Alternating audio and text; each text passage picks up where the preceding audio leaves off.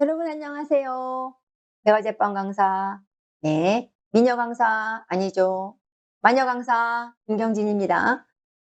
챕터 3로 왔습니다. 재료의 영양학적 특성, 한마디로 말해서 영양학에 대해서 공부해 보는 겁니다. 약간 반복되는 부분도 있습니다.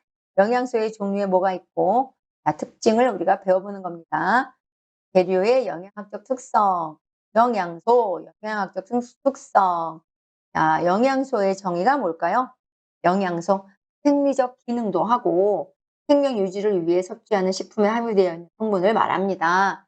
종류에는 5대 영양소, 탄단지 무비, 여러분 탄단지 무비 따라해 보세요. 탄단지 무비. 네, 5대 영양소였습니다. 그 중에서 영양소를 구분해 보자면 열량을 내는 영양소가 있고 몸을 구성하는 구성 영양소가 있고 체내의 생리작용을 조절하는 조절 영양소라는 게 있습니다. 열량을 내는 영양소에는 탄단지가 있죠. 탄단지, 탄수화물, 단백질, 지방이 있겠고 몸을 구성하는 영양소에는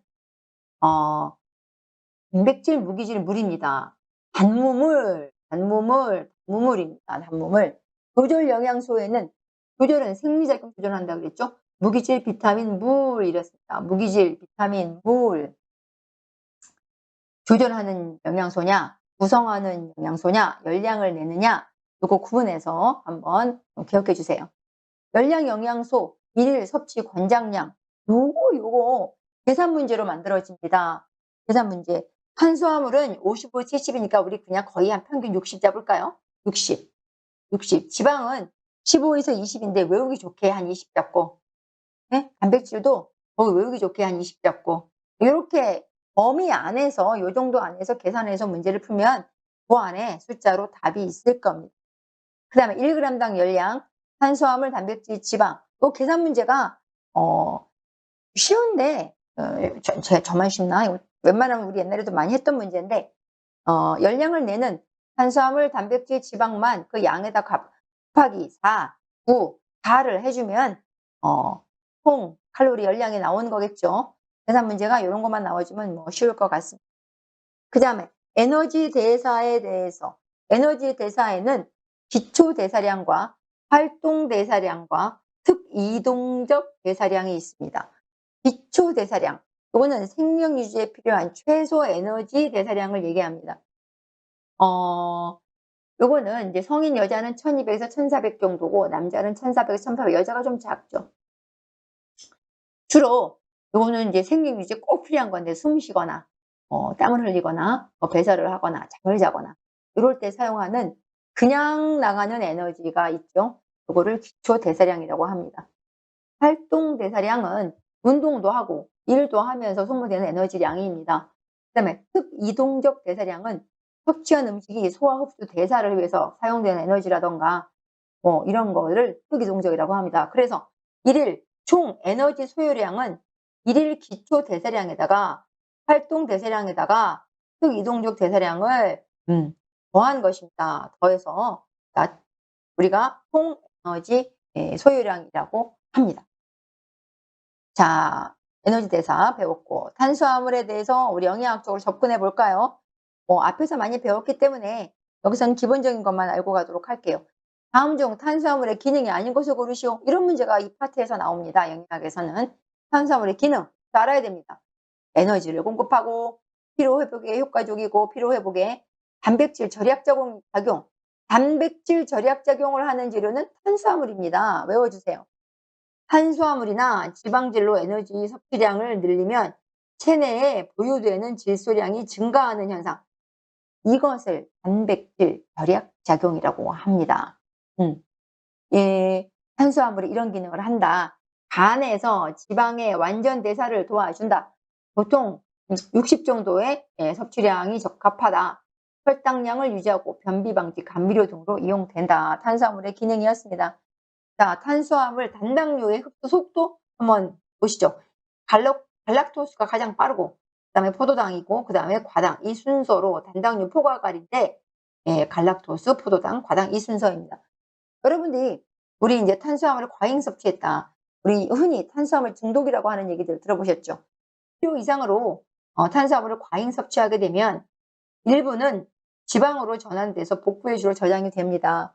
특히 지방으로 전환될 때 포화지방산을 포함한 중성지방으로 전환돼서 인슐린을 지나치게 분비시켜 체내 지방 및 콜레스테롤을 축적시키므로 당뇨, 고혈압, 심장병, 비만 등을 유발시킬 수 있으므로 탄수화물의 과잉 섭취는 좋지 않습니다.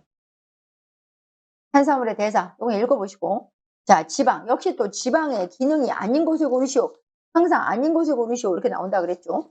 지방의 기능. 우리가 이제 에너지를 낸다. 가장 많이 내죠. 9kcal.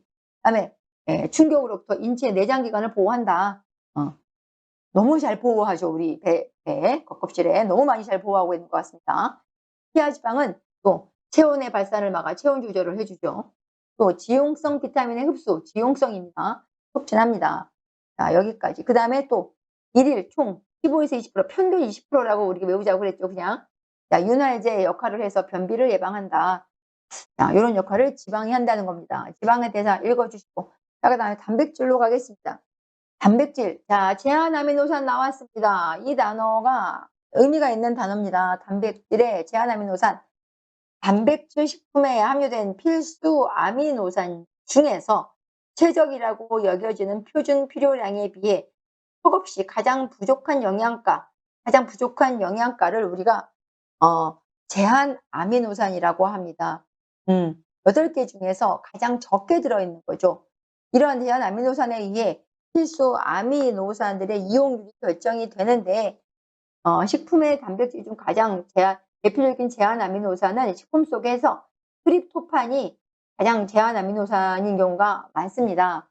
자, 쌀 밀가루의 제한 아미노산에는 쌀 밀가루는 리신이나 메티오닌이 있고 옥수수에는 리신이나 트립토판이 있고 두류나 채소류에는 메티오닌, 우유에는 메티오닌이 제한 아미노산이 되겠습니다. 여러분 밀가루의 제한 아미노산은 리신입니다. 리신. 요거 시험에 옛날에 잘 나왔었습니다. 리신.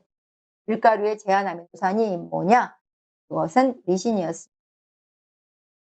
이게 골고루 다 잘 들어있어야 8개가 골고루 잘 들어있어야 완전 단백질이고 훌륭한 아미노산이 복합체라고 할 수 있는데 하나씩 이렇게 턱없이 적게 들어있는 것 때문에 완전 단백질이 될 수 없는 것들이죠. 이런 아미노산을 제한 아미노산이라고 합니다.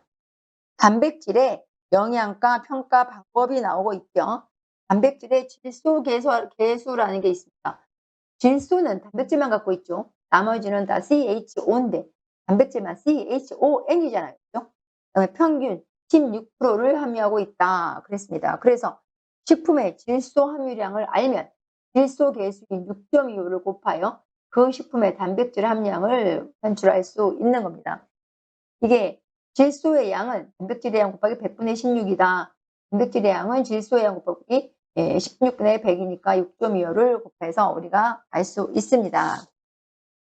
근데 이 6.25를 곱하는 이 질소 계수가 사실 우리는 이거보다 더 중요한 게 밀가루의 질소량은 17.5%가 들어있기 때문에 밀가루의 질소 계수는 5.7이라는 것을 기억해야 됩니다. 우리는 지금 밀가루에 대한 거가 더 중요하죠. 일반 식품보다. 그래서 밀가루 속에 들어있는 질소량이 17.5%이므로 밀가루의 질소 계수는 5.7을 곱해서 단백질의 양을 구한다. 이거를 계산 문제로 풀어낼 수 있었으면 좋겠습니다. 단백질의 효율 PER이라고 합니다. PER. Protein Efficiency Ratio. 그래서 PER이라고 합니다. 자, PER은 단백질 1g 섭취에 대한 체중 증가량을 나타낸 것으로 단백질의 질을 파악하는 겁니다. 단백질의 질을 파악하는 것이 PER이고 질소 계수를 곱하는 건 단백질의 양이었습니다. 단백질의 질을 우리가 파악할 수 있는 건 PER입니다. 단백질의 효율이라고 합니다. 단백질의 효율은 어떻게 구하느냐? 섭취한 단백질의 무게 중에 증가한 체중의 무게입니다. 증가한 체중의 무게를 나누면 됩니다. 자, 그 다음에 생물가라는 게 나옵니다. 생물가. 체내의 단백질 이용률을 얘기하는 겁니다. 이번에 단백질 이용률 얼마나 하는지가 우리 체내에서 단백질이 잘 이용되고 있는가 하는 문제입니다. 생물가가 높을수록 체내에서 이용이 잘 되고 있다는 거죠. 좋은 거죠. 그렇죠? 생물가는 체내에 흡수된 질소의 양분에 체내에 축적된 질소의 양 곱하기 100입니다. 그럼 흡수된 질소의 양은 뭐냐? 섭취한 질소량에서 대변으로 배출된 질소량이고, 축적된 질소의 양은 뭐냐? 흡수된 질소량에서 소변으로 배출된 질소량입니다. 자, 생물가. 이 생물가가 가장 높은 게 뭡니까? 우유입니다. 우유. 그 다음에 계란, 돼지고기, 콩, 밀. 이 순서로 생물가가 높다. 자, 담배가. 뭐 이렇게 생물가, 담배가, 단백질 효율, 단백질의 뭐 질 이런 게 많이 나오죠. 담배가라고 하는 말이 있습니다. 필수 아미노산들의 표준 필요량이 있어요. 필수 아미노산이라는 건 반드시 음식물로 섭취해야 되는 아미노산이라고 그랬죠. 이 섭취해야 하는데 표준 필요량이라는 게 있습니다. 이걸 정해준 거예요. 이걸 정해두고 식품이 가지고 있는 필수 아미노산 중에서 가장 적게 들어있는 수치를 제1 제한 아미노산이라고 한다고 했잖아요. 그 양과 비교하여 영양가를 측정하는 방법이 있습니다. 그래서 표준 구성 아미노산의 양분의 식품의 제1 제한 아미노산의 양을 곱해서 곱하기 100한 것을 우리가 담백가라 한다. 담백가가 가장 높은 것은 계란입니다. 가장 완전하다. 완전식품이다. 이런 얘기가 됩니다. 완전식품이다. 계란이 100분의 100. 거의 뭐 제한 아미노산이 없다는 얘기예요. 얘는 8개가 골고루 다 잘 들었다는 얘기야. 아까 했죠? 뭐 아까 했던 필수 아미노산. 그 8가지 중에서 계란이 가장 그 8가지가 골고루 잘 들었다. 그 다음에 소고기다. 그 다음에 우유다. 대두다. 밀가루다. 밀가루는 현저하게 작잖아요. 제한아미노산 리신이 있습니다. 리신 때문에 별로 효과가 없어요. 담백가가 높지 않아요. 계란, 소고기, 우유, 대두 이런 아이들은 꽤 담백가가 높은 식품에 속합니다. 단백질의 기능, 이거 역시 또 외워야 되겠죠.